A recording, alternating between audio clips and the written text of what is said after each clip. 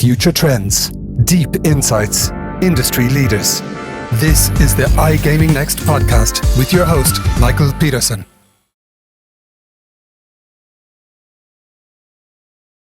Good afternoon, everyone. I am here with Eitan Gorodetsky from Betsson. Hey, Eitan, how are you doing today? Hey, Michael. All good? Yourself? Yeah, very, very good. And I'm so excited to be doing the second episode of the iGaming Next marketing podcast, where we really can dive deeper into branding, marketing, and all the fun stuff in between. So, Eitan, thank you so much for taking the time today to have a chat with me. Much appreciated. Thanks for having me. Let's do it. Let's do it. So by way of introduction, Eitan, I don't know if I'm going to do it justice, but I'm going to try. So today you are Director of Digital Performance at Betsson. You've been at Betsson for sort of about 3.5 years, give or take, coming up to 4 years. Been doing SEO for more than a decade, more than 11 years, 7 years in online gambling. You've been with 888 as SEO manager, Catena Media as head of SEO, and now most recently with Betsson. Is that roughly correct? Yes, completely. It's a CV summary. It looks good. There's a lot more stories around it, but it's a start. Well, let's start with the story, right? Because I coincidentally noticed on your LinkedIn profile that one of your first jobs, or at least that you've listed, was building websites for DJs and musicians. Is that correct?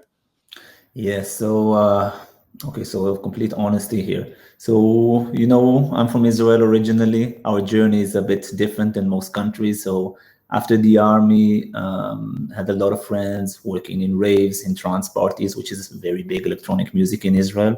And we started organizing festivals and parties. And at one point, we needed websites. So we needed websites. We wanted to promote them. And that's how it started. We built a website for one of the parties. We had more than 5,000 tickets sold online. So it was massive. And that kind of got me into the world of WordPress and SEO. That's the first time I actually promoted something. Fantastic. And we have something in common there, because back in the day, I used to DJ quite a bit as well for house music as well. So it brought back sweet memories of wonderful music. But that's not what we're here to talk about today. So I'm super excited to learn more about Betsson marketing function and your experience, obviously. But let's start by sort of trying to set the scene a little bit for those listening at home. So let's, if you can give sort of like a brief introduction of the marketing function at Betsson. So sort of what's the main role or remit of the marketing function? Give us like a 1-minute overview if you can. Okay, so let's put it in scope. We operate in 25 different markets, plus 25 different markets, going into many more in the future, hopefully. And we operate across 15 plus brands, which actually comes with a lot of complexities. What we have generated is a global marketing function that sits, of course, centrally, in which we have 3 directors. One of them is a director of marketing, Kim Eklund, which is an amazing guy. Kim looks at the overall pictures and tries to build a 360 strategy for each and every market, for each and every brand. What do you want to achieve in Sweden? What do you want to achieve in Finland? And so on. Then how do you actually activate it on media? So the ATL side, you could say, which sponsorship, which we choose, and so on. Then we have another director of brand and creative, which is Kai Hook. Kai looks at the overall, how the brand looks, how their brand speaks, what kind of messaging, how does that align with the 360 plan? Do we want to get 5% more market share? What are we trying to actually achieve? Once the brand actually gets into live, it comes into my hand. So I deal with the actual website and the performance marketing. So affiliation, programmatic, biddable, PPC, website performance, conversion. These are the places where we as 3 people unite, and we bring a lot of expertise, each from its own. And we come in and we work on 2 sides. We work on the global marketing strategy. So what do we want to achieve? How does it look globally across all the different markets? But also we work with each and every market. So each and every market has a commercial team and a marketing team. We come to that team and we say, listen, we're going to give you a 360 turnkey solution to anything you need. If you're an MD, if you're a head of marketing, what we expect from the MD and the head of marketing to be local experts. If you sit in a market like Sweden, you can know it inside out. who is your competition, what's going on with compliance, and so on. But the rest, we come in and we'll give you full services of execution, consultancy, strategy, and whatever you need. And we replicate it across all markets, gives us a very good bird's eye view of scalability, speed, what works. That's how we currently operate. Okay, very good. So kind of like a large in-house agency, if you will, servicing the various head of marketing in the various regions. Is that correctly understood, or? It goes both ways. So you could say that, yes, we service everybody, but we also are accountable for the results. So it doesn't end, as an agency that you pay and you can just go away. Sure. So the way our stakeholders look at it is, you can consult, but in the end of the day, you also need to be executing and to be accountable for the results. Very good. Very good. So you can't run away, basically. No, it's a small building. Oh, that's good. And you mentioned it yourself. You have an insane amount of brands, and you have a lot of markets to keep track on as well, right? So that must be a ginormous jigsaw puzzle to keep track of, and like how do you maintain focus and sort of make sure nothing falls between the chairs, so to speak, when working with such a matrix setup? I think it's a lot about strategy and people. Now, strategy comes from the business strategy. We are very lucky to have a consistent senior management for a few years that can, build a strategy for long term and keep at it, which I think is something very rare in gaming companies, to have that consistency level. Once the business strategy is very clear, the marketing strategy becomes even clearer. It's easier to understand what you want to achieve and how success looks like, and turn it into that. Then we go market by market. We make sure we activate the right brands to the right audience. But that consistency, I think clarity is key. Then the people that work here, it's very relationship based. So you need to deepen that relationship, especially, in pandemic times. We are working on it. We have a lot of great cross-functional teams. I think us as also as commercial directors team work very closely together. There is a lot of synergies that happened, by joining marketing and commercial together. So that's a good integration. But I think the biggest benefit is clarity. If you have clarity and we are both looking at the same picture and want the same success, then it becomes much easier, less noise.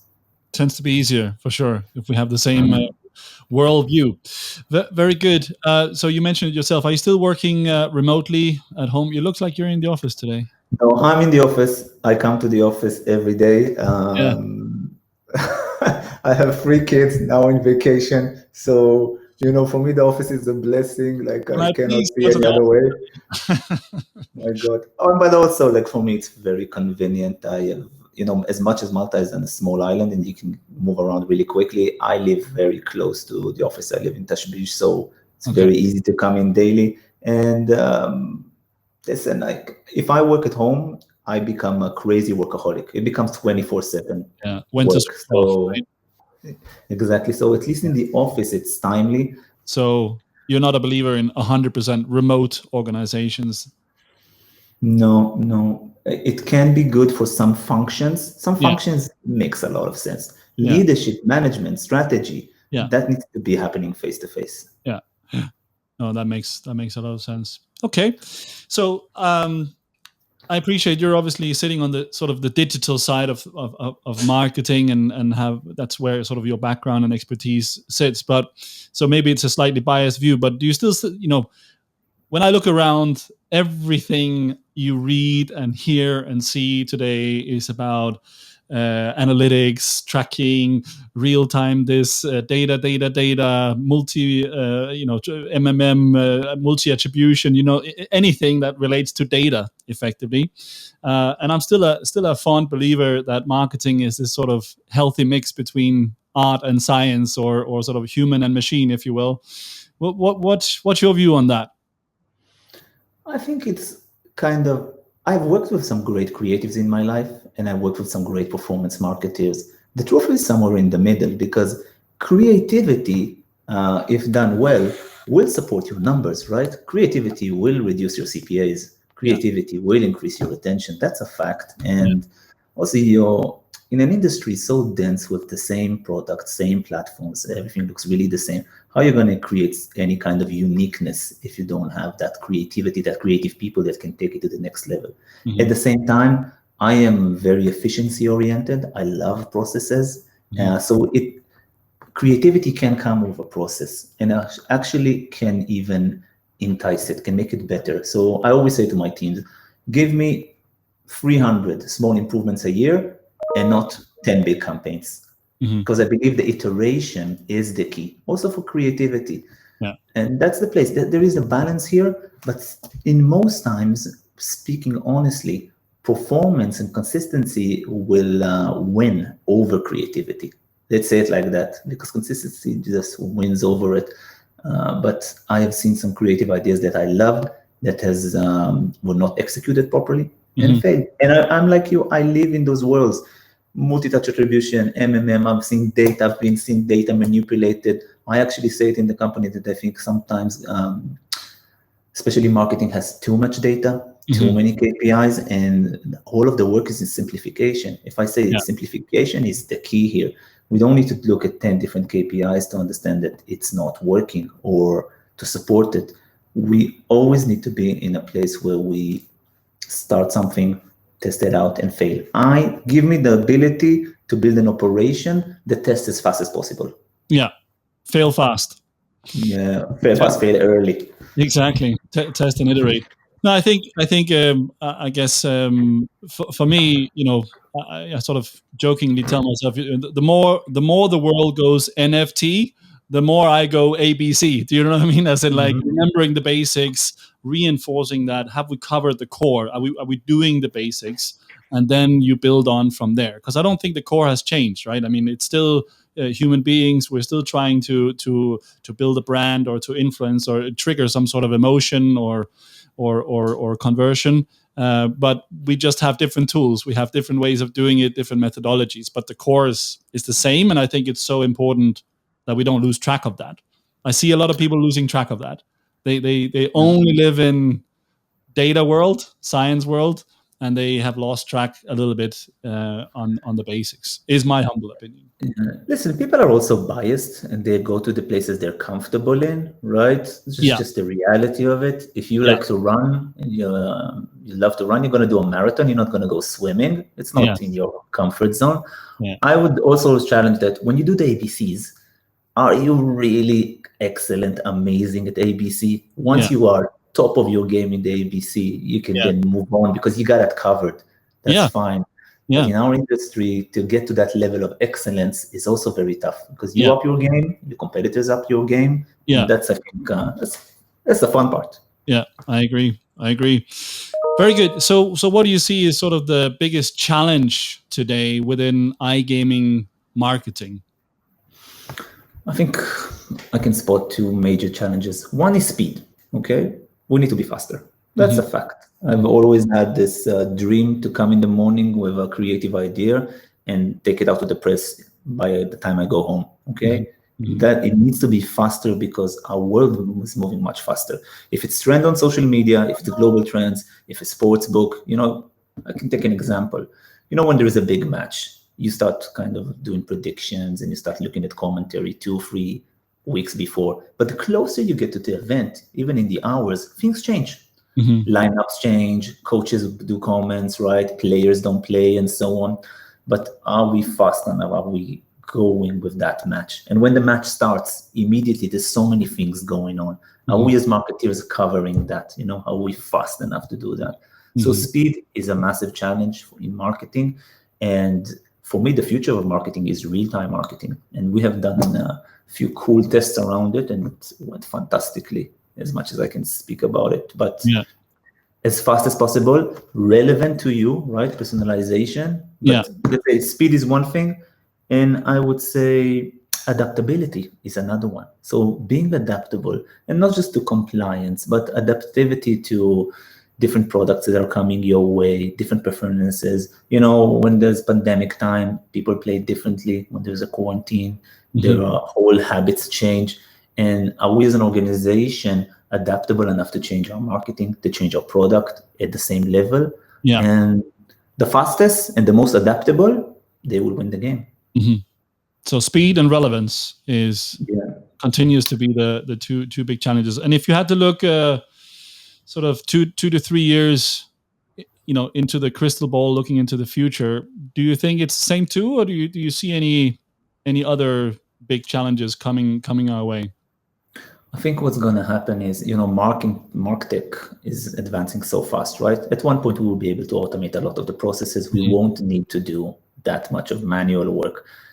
Then going in there, one of the biggest things will be the connection between product and marketing, right? That thin line between something that excites you and kind of something new. So when you log in, you see something new that you have not seen before. I call it the Apple experience. No matter what, you're going to buy an Apple product. At one point, you're going to get surprised by something you have not thought about. So the gaming industry is close to that, but the iGaming industry is not there yet. We don't surprise, we don't delight to the level we would like to. Although if you look at gaming, PlayStation, Xbox, and so on, they are deep into these worlds. I believe we need to come to a place where probably each experience of gambling should be unique, built and made for that person by his likings. We're really close in getting there. That's probably the future. And then marketing and product is just an alignment, streamlined. So literally from both a marketing, communications, and product point of view, every time the user logs in, it should be a unique experience tailored to that day of the week, that time of day, whether the sun is shining or not outside, and completely. It's because it's different, right? You come in to put a bet in a very different mood or a very different situation.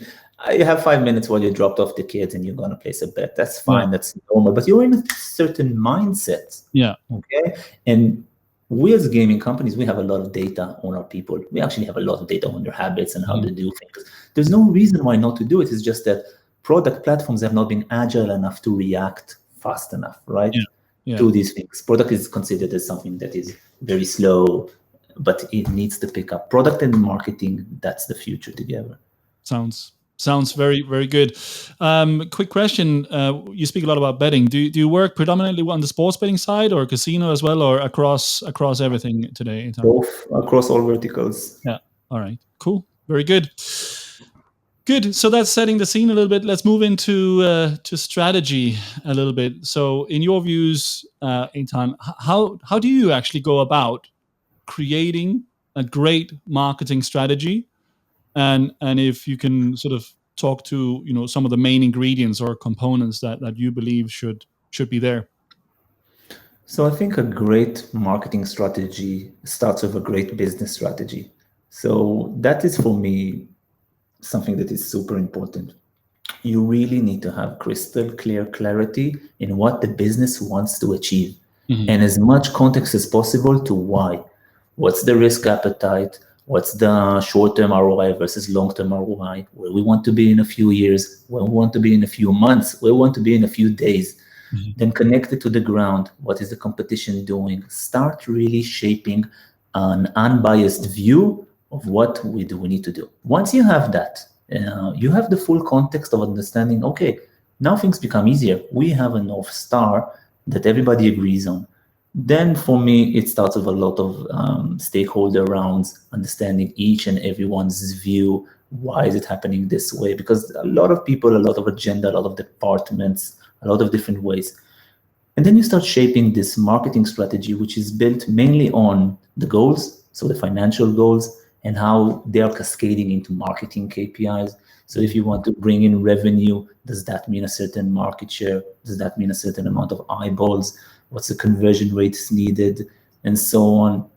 And once you have clarity on your forecasts, where you want to be, you can take those KPIs and start putting them into custom audiences. What kind of segments do I need? How many new players versus existing players I have? What kind of segment are they sitting in? Is it possible to reach them? How much cost will it take to reach them? I really start by compiling so many different slides of data and then start crafting the story from this data. Then the second thing for a very good marketing strategy is to actually have the resources that can make it, the execution, the people that can support you in that level that can actually get it done. Because these people, they help you and challenge you, refine the story. This process of refinement is so important for the marketing strategy. But globally, we need to understand what we're doing on a market level, regional level. We need to understand what we're doing. We need to understand where we can be sustainable, where can we grow, how can we do that, do we have the capabilities, what's our internal struggles versus our external struggles. Then in the end of this process, you come into a marketing strategy, which I would say you can live with. You know your knowns, that's already a big plus. You map out your unknowns. Your unknowns, you need to get to a level where you can say, okay, this is acceptable for me to not know this. Yeah. And one big thing that I always kind of think about is my competitors. What are my competitors doing? I don't know. I don't know if tomorrow somebody will triple their budget in PPC, what I'm going to do about it. It makes my own plans redundant, right? So we always need to kind of be very good at understanding other companies' direction, where they're going, what they're going to do, and why, as much as possible, and have some plans, have some fallback plans in order to how to mitigate that. Because we sit in a global function, we look a lot at the totality of everything. So where's the growth overall in the group? How can we reach there? Where's the risks? So we know that our investment is in the line. So I would say clear business strategy, a must. Without that, you don't know where you're going. You're just kind of pouring money into the machine and hopefully everything's going to be fine. Yeah. Then start building your forecast, your numbers, your facts, craft the story around it, have the people that can actually execute it, and the mutual culture between them. I really believe that marketing and marketing strategy cannot happen if you do not have this binding glue between departments. In Betsson, it's actually working super nicely between, because everybody sits under commercial, it's very easy to get to the same conclusions really fast. As opposed to two separate teams, basically. Because two separate teams will always be competing in a way, right? Yeah. Will always be some kind of tension between them, or not a full alignment. It's much easier when you have it sitting under one remit. Of course, there is justifications to here and there, but I believe this setup is the optimal one. Very good, very interesting.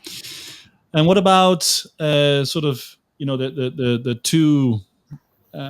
Let's say predominantly advertising camps, I guess, sort of building brand marketing versus performance or direct response marketing. So typically people are, depending on organization, obviously, it might be two separate teams completely, or there's definitely easily be friction between these two sort of parts of marketing, if you will. How do you work with that inside of Betsson, and making sure that it's sort of an integrated plan? So I think if you look at it, classically speaking, it was very separated, right? The affiliates, they sit in one place, the performance team, they sit in another place, the brand team, they sit in another place. But the more this industry is advancing, the more we have mature markets, we see that it doesn't work. Because in performance marketing, you have some competitors coming into the market, the CPAs are going up, and then you become unprofitable. It's just a fact. When it comes to branding and ATL advertisement, you see again competitors coming in, TV spots becoming very expensive, but you're disconnected from your BTL. So in time, nothing really happens. I think the only way today to be successful in mature markets is to actually look in the 360 approach. You have to work together.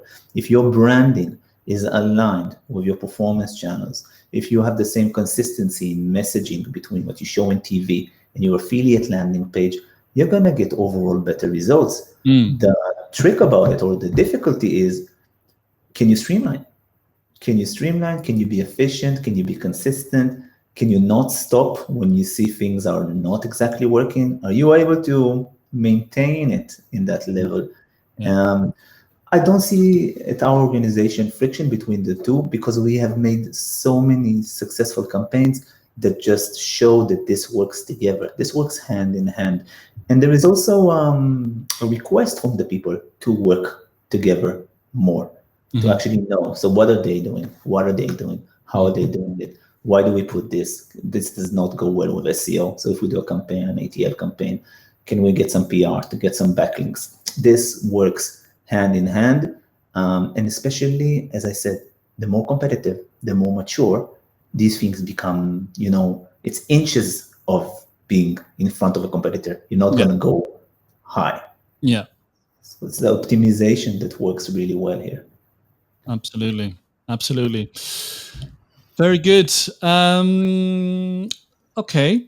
Let's move a little bit into talking about people. So being an avid LinkedIn user, whenever I come across your post, Eitan, it's very often around leadership or people or motivation, etc. So which I think is fantastic. So let's talk a little bit about that. How do you how do you view let's say what is an ideal marketing organization in order to get success, and talk to us a little bit about sort of motivation, development of the team, making sure that everyone is happy and working well together.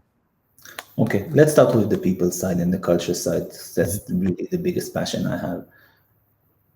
I think all the way when I was younger and I was playing basketball is a team sport. You go deeper into, you're not one person, you're a lot.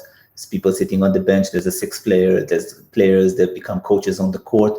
It really installed into me this love for teamwork, love for culture. Why is there winning teams? How do they gel together while other teams don't gel together? How do you talk? How do you treat talent? How some coaches are loved by their teams, respected, some are hated, some are fearful. And it went into the best leadership training I ever had was, to be honest, in the army. So in the Israeli army, they teach you leadership on the extent level. And one of the biggest lessons is you own your mistakes, okay? And you're honest about it. So if you come up on a Friday morning where you need to go home, you haven't seen your family for a month or so, and you own your mistake, and you're going to get punished, and you're not going to go home. But that extreme integrity and trust, it builds trust in winning teams. It builds a certain culture that is kind of invincible. I've come into marketing to understand that marketing talent is not how hard they work. It doesn't mean anything. A marketeer can work 24/7. What you want from a marketeer is their soul, is their brain, right? What you're asking here is their passion, is it's their spark of genius that you want. Absolutely. And for that, you need to create a lot of trust. You need to create a lot of trust with people. And that's what I do. That's what I do with my teams. My most important thing is for them to understand that I'm authentic. I have worked a lot to generate my own personal clarity with myself. Otherwise, I won't be able to lead. I'll be confusing people as if I'm myself are confused. And we know it's not a binary solution, right? You're sometimes more balanced, sometimes less. It's you're human at the end of the day. But I think an authentic leader, a person that shows who they really are, can lead with that. It's important for marketeers. It's important for senior people because it's no longer about what you do. It's about who you are. I would say a lot of times in boardrooms, they look more at the person and less at the deck and let what that they present, because that's kind of what they're thinking about, is the potential in that person and not always the idea. The person is more important than that presentation. So trust is key. Trust is key. And one of the ways to build it is being an authentic leader, effectively, and encouraging the team to be authentic and honest. And if things are not working, then speak up and we'll fix them, basically. Exactly. I say to my teams all the time, if we sit down in a room and I say something and somebody stands up and says, like, sorry for being blunt, and says, like, this is a bad idea, I've done my part. We are successful because you feel comfortable to say that. We are there. We are already there. If you're not comfortable with something, it means that something is wrong. It means that you're not on the level there, and that's not good enough for marketeers. Keep in mind, marketing people are very hard to recruit, very hard to retain, they usually come and work not only for the package, they come work for the challenge, for the excitement, for the scale, and they can work in any industry. There's no limits to that. If they're good, they're going to get it anywhere.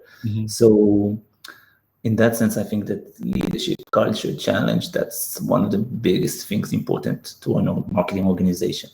Going to the second question is what the ideal setup. There's no ideal setup. The only thing that matters is people here. People is going to make it with a setup, without a setup. It really, it doesn't matter. There's certain setups that are more, I would say, comfortable to different organization. Depends on the different stage where they are. So, and if you have the right people, they're dynamic enough, adaptable enough to change setup really fast. And that becomes, it becomes a frictionless process. Exactly. And I think the main lesson is every company, every circumstance, every situation is unique, right? And there is no template. You have to build an organization that fits the challenge effectively and where you are as a company. Oh, that's spot on. Imagine that you have people that are not trusting, not on the same culture, and they're very rigid. The moment you're going to do a change, you're going to get resistance. Resistance means slow down. It's the opposite of speed. Resistance is bad for business. Yeah. No, that's very good. I read, I think it was Simon Sinek. If you read him, sometimes he said, what did he say? He said, a team is not people who work together. A team is people who trust each other. And I think that relates very, very well to what you just mentioned. So fun question, Eitan. If I had to ask 3 people in your team to describe you, what do you think are the 3 most common things that would pop up to describe you? What do you think? I think they will say... We'll double check it later. I don't mind. I think they will say I'm a bit awkward, a bit strange, awkward? I would say. I'll say a bit strange, awkward. Because I have kind of, I don't know, I have sometimes... I believe that when I speak to my teams, we talk a lot about work, of course, we do everything together, but the main core is the connection we have between us, how we do it. Like I have rules when I hire people. Like I will never hire a person that I won't want to go to a beer with. That's for me a massive no. No way in hell. It doesn't work. Or the next stage is never hire a person you won't go on a vacation with. Because a vacation is a commitment. Yeah, I say they can be sometimes awkward. At the same hotel. Imagine. There's a lot of people you won't hire under those circumstances. It has to work. Okay, so awkward would be one. What else do you think your team would say about you? I would say direct, blunt, to the point. Direct and blunt. Direct, blunt, says what I think it says. And I would say it goes with a lot of trust. I care about my team personally. I know their spouse name, I know their kids' names, I know what they do, how they do, why they think. So very much going into being very connected and down to earth with them. Yeah. Good. Sounds fantastic. Very, very good. Very good way of viewing things. I fully agree with that. That's fantastic. Good. Anything else you want to add for people second? I think it's a tough time for people overall, especially people like us been working in digital in the last couple of years of the pandemic. We have been giving our heart and soul to the businesses we work in. Just saying that, Eitan, it's been a couple of years working from home. I mean, it's true. It's almost 2 years, right? I mean, we're getting up there at least. It just feels so surreal still today, 6th September, 2021. I honestly, I don't know. We've been sitting here for so long, but it still feels very, very surreal to me that the world is in this state that we're in. Hopefully on the way out, so that's good. Yeah. But it's still reality, right? And we still have to adapt to that. Are there maybe some examples of how you have adapted your leadership style or how you work within the team after March 2020? I think that, listen, when the pandemic started, the kids were home, it was a mental situation and we couldn't adapt for it. first thing I did, I started working nights because it wasn't possible. So I used to do an email every night at around 4:30, maybe 5 a.m., where I used to round up everything that is happening a day, and so many things happening a day, to a level where, I was informed of everything. We did action items for everything, and we started moving fast in that consistency. But that also can lead to burnout. I think the biggest thing about the pandemic is the unknown. You used to plan. I'm going to go next week to travel. I'm going to go on a vacation. I'm going to take my kid there. Today, you take it much slower. You think day by day, and that has a mental price. So the more we as leaders are informing our people, they know where they stand, know how success looks like. They get constant communication. But that communication is also very unjudgmental, very much to understand we are in this together as a company. We go through this as a team. There's a lot of unknowns. That's fine. It's not the end of the world. We do our best. And I think overall, as a company and also as a digital industry, we have seen that we can cope with this. But there's the mental price. That mental price, it will pop up at one point. I know that I took my first vacation in a couple of years now, went back to Israel, and I felt like I breathed some air. Like you don't know how choked you are. Yeah. You don't realize until you get out, right? It's funny. So one of the in the team I used to work in, one of the changes we did was, as people started working remotely from home, was to start doing 15-minute sort of stand-ups every morning on Zoom, but not to talk about business, or very little about business, just checking in, allowing 50 minutes. How was the day yesterday? What's going on? Does anyone need help? The kids were sick or whatever it might be, allowing that sort of space and just checking in on a daily basis with our team, and that worked really well. Just to feel, you tend to get it feels very distant when everyone is sitting at home in the living room, and Zoom is what connects you. Or at least every Zoom meeting becomes business, and it's so important to carve out, I think, at least that's the sort of time where it's okay, or it's almost like, let's not talk business. Let's talk about how things are. How are you doing? So that was one thing we did, at least. That worked well. It's a nice insight, kind of popped up into my mind now. The moment that you turn on video and you turn the camera, it's like, let's not waste time. Let's go into business. Let's go. Right? Yeah. It's not like I will see you here in the office. I tell you, Mike, come on, let's grab a coffee for 5 minutes and everything's fine. It's like you feel immediately official, and people need to connect. No matter what, video cannot, cannot replace the connection. But I found out, like in this time, that people are dealing with all kinds of shit, right? If you're single, if you're married, if you're, I don't know what, you have a family, everyone. If you have kids at home, everyone took it differently. Like you have one person which is single and feels lonely, right? It's a never ending. Everybody copes in a different way. Yeah. And let me ask you a quick question. Sorry to interrupt you. Zoom meetings, is it video on, video off? People can do what they want when you have meetings with your team. No, video on, because if not, what for? Like if a person doesn't feel comfortable for any reason, I don't mind that much. But we usually do video on because we enjoy the company. We like to see each other. You can't connect or discuss with somebody if you can't see their face, at least the minimum to see what kind of reaction or get some feedback. True. Very good. Let's move on, because time is flying and we could sit here all day, I think. Let's talk a little bit about execution. So just hardcore, clear question. How do you measure success at Betsson in your marketing campaigns? And maybe if you have your sort of top 5 KPIs that you use, or the ones that you sort of speak about the most. So usually we look at performance in 3 manners. ROI, genuine ROI, as much as you can measure it. There's things that cannot be measured by clear ROI, right? Campaigns or sponsorship activation and stuff like that. It's a bit tougher to look into. But there is also elements of ROAS we can look at. And you can break it down into volume. So how much volume are you getting? If it's eyeballs, site views, NDCs, and so on.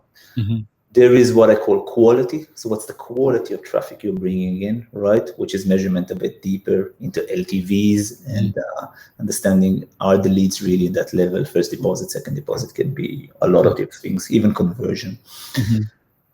Third thing would be control. So how we're spending correctly? What's the CPA level? Is the spend worth it? Are we getting our money back at what time frame? And the fourth thing is actually less related to normal KPIs. It's, for me, it's efficiency. So are we churning out 50 campaigns? Should we churn out 500? What's the turnaround time? How long does it take to put a PPC campaign in air to be live? Do we need 100 campaigns? Do we need 5,000 campaigns? Do we have 5 people? Do we have 10 people? So capacity, for me, you need to understand operations is I won't say a disease. A disease is tough. It's an obsession, efficiency. In my book, I love things that are streamlined. All my teams are working with heavily strategy documentation, Jira, Trello, and whatever you can say, because that's the extra mile, right? That's the 1% that you can be better than the rest is in ops. Cool. One thing I think is so fascinating when you talk about speed and efficiency. Did you see when Ronaldo, I think it was Ronaldo, who took the Coke bottles down from the table and that whole campaign, how fast IKEA was out with the Cristiano glass bottle all over billboards and all their campaigns. It was very impressive, and sort of the ability to react very fast to some sort of cultural event or trend happening. How I think that's something that's really tough to do in a good way. Where are you at Betsson doing these kind of things, or is it typically the bigger campaigns that follow process and week after week, et cetera, or do you have like a dual track, one that's planned and one for ad hoc stuff, or how do you work with these things? Listen, first of all, to do these things, it's formidable, right? It's impressive from an organizational perspective. The bigger the organization, the harder. But most of these things, they're mostly social media related. So we keep listening to the ground. We try to spot in the right time. And then we work really fast internally to actually get it out. Now, sometimes it works nice. Sometimes it works less. I think that one of the things that I was very impressed with is the Brazilian team. So the team in Brazil, they made this kind of campaign around the worst team in the world. So the worst team in the world actually signed up Lionel Messi. And it became a guerrilla marketing campaign that struck really fast. Very low investment, but very creative, very fast. And speed is not just around your internal speed, it's also your speed with publishers. That is something I can really relate to. How fast are you with your connection with journalists? How fast are you to be out there? And that takes a lot of infrastructure. So I guess the answer is you need a serious sort of process behind it. Everyone knows exactly what they're doing step by step. So when something comes along, you can grab it and move it very fast through sort of the process, if you will. It can't be a one-off. A one-off would not work, and also would not mean that much. No, you need to build an engine. You need to build a machine that can handle those kind of things for sure. So how, when you sit on when you log into your computer, you check your dashboards or whatever. How do you know? How do you spot what's working and what's not, and how do you optimize that? So, of course, we have a lot of data. We have hundreds of dashboards. We can look at the business in 100 different ways. But I think one of the things that are most important to me is to have great analysts. Okay. Because data, I can extract data from each one of the dashboards, but where's the context? Where's the story around it that tells the reality? In gaming, we have KPIs, we have underlying KPIs, and we have underlying KPIs. You can go deeper to the level of the seconds per spin that actually impacted the marketing campaign above all. A great analyst that can understand data, sort it, put context to it, a market context, a vertical context. So let's give an example.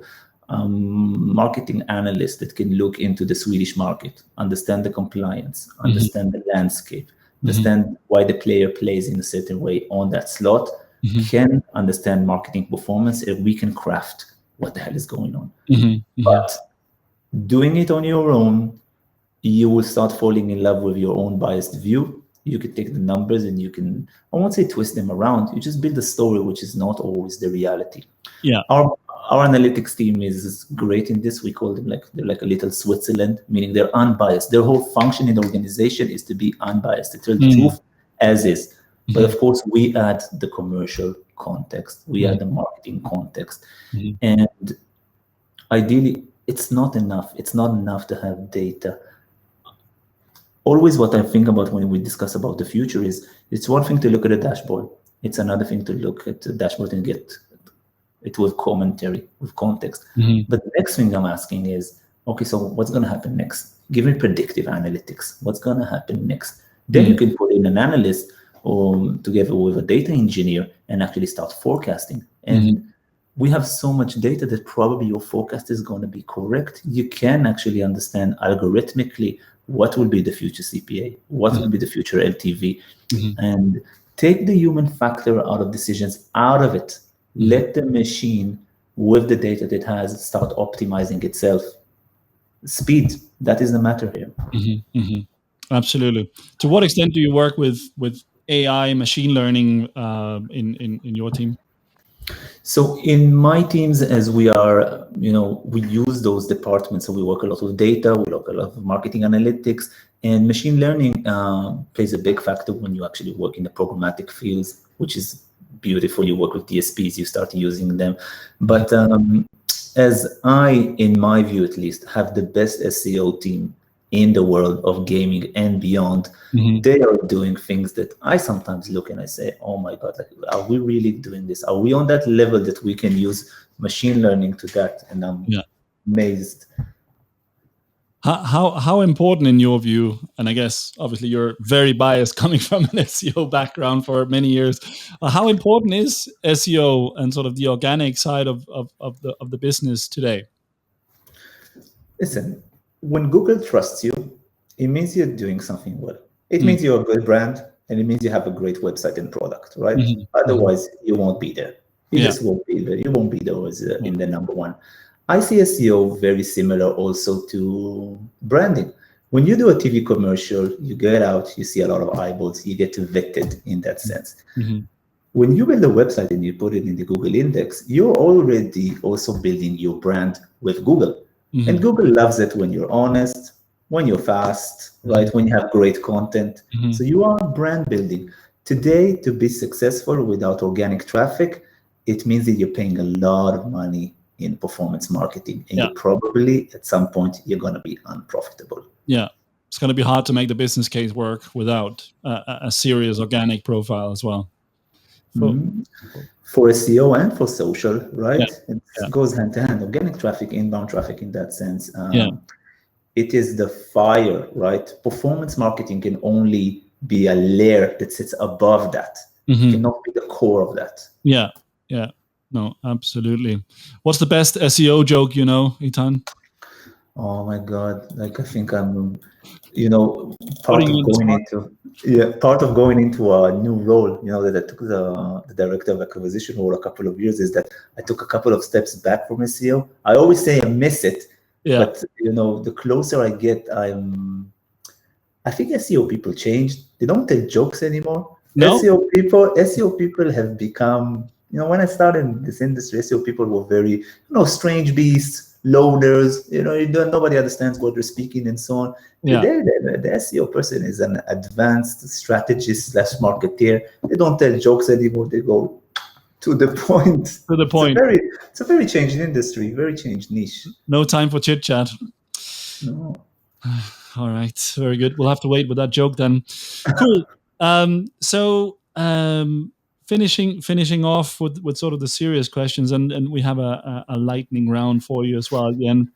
But sort of, if you look into, maybe not, it could be marketing, but sort of it could be the iGaming industry overall. If you have to look down into the crystal ball and look sort of 1 year or 2 years down the road,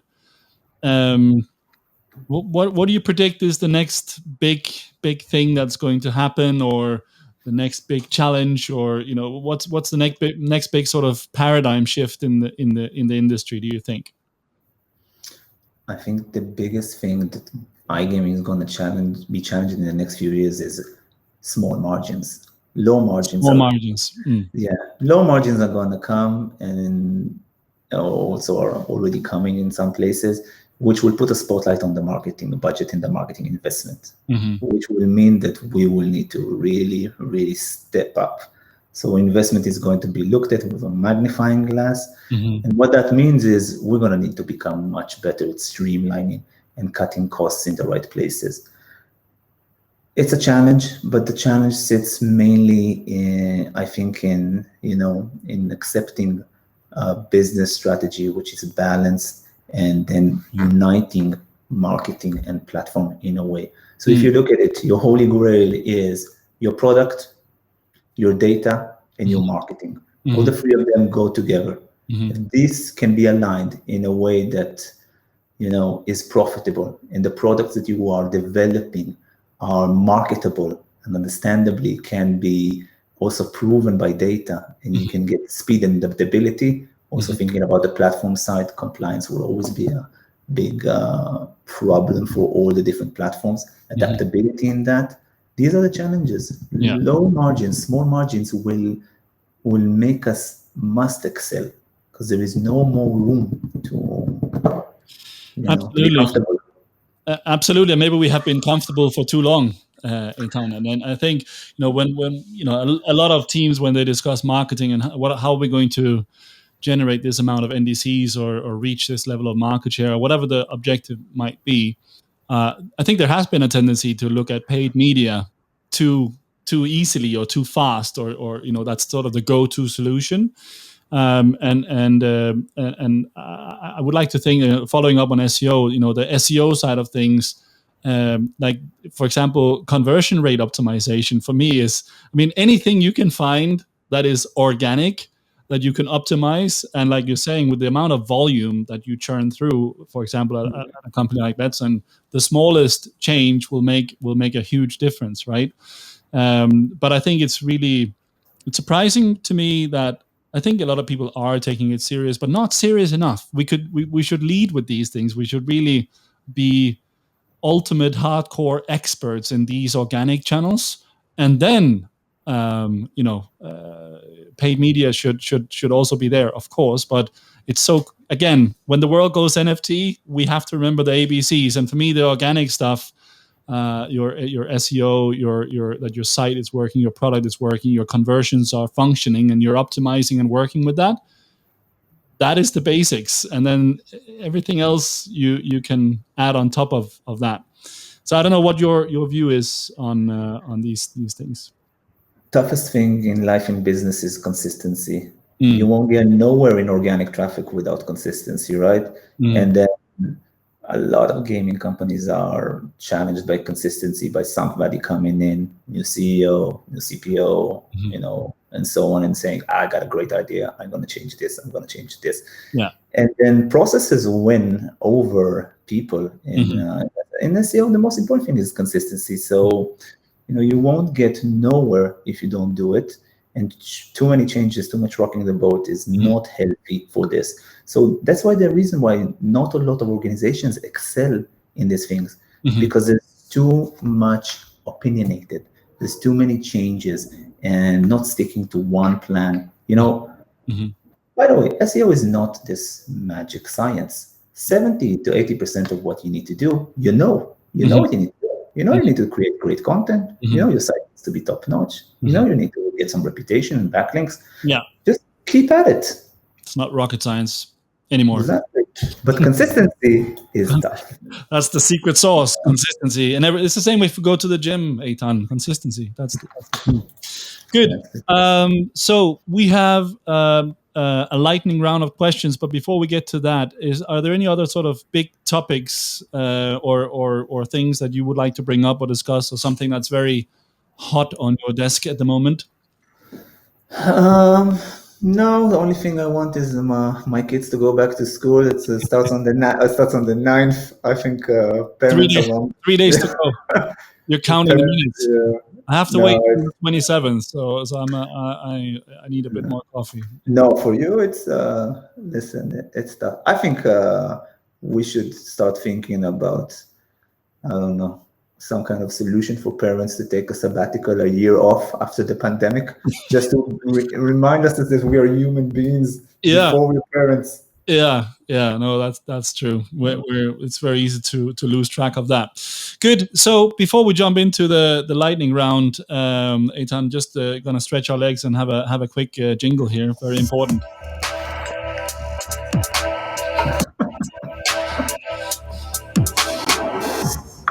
Okay, fancy jingles. We stretched. Good. So, Eitan, let me explain the rules. It is very, very simple. Lightning round is basically just 10 very quick questions or words or A or B, and we're just looking for your immediate answers. So don't think too much about it, and we go. Okay, you ready? Let's do it. We do it? Okay, I'm gonna crack on here. NFTs. Yes. Okay. What's your favorite superpower?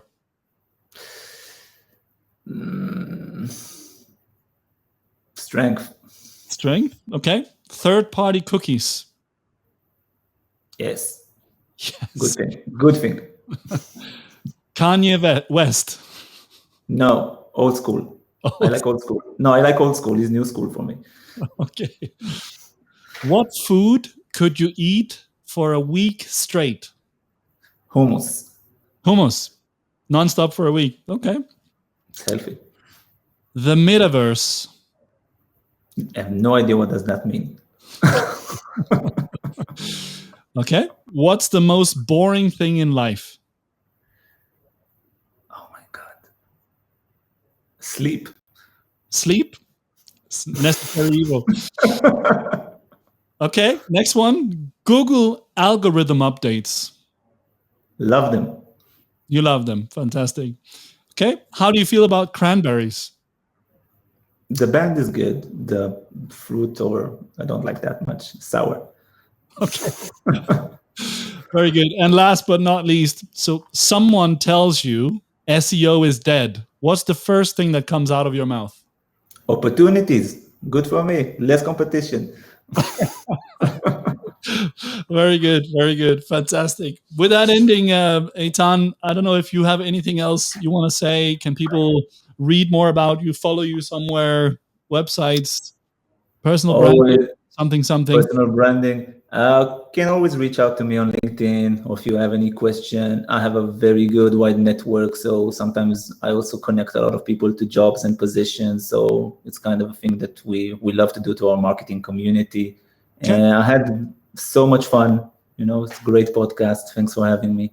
Thanks for being here, Eitan. And how can people reach you? What's the best way for people to reach you if they want to reach out? Drop me a message on LinkedIn. That's the best way.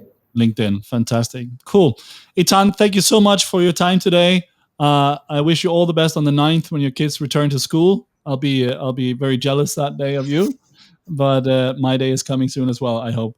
Have a fantastic week, and I'll see you soon. Thanks, buddy. Have a good one. Ciao, ciao. Take care. Bye. Ciao. Bye-bye.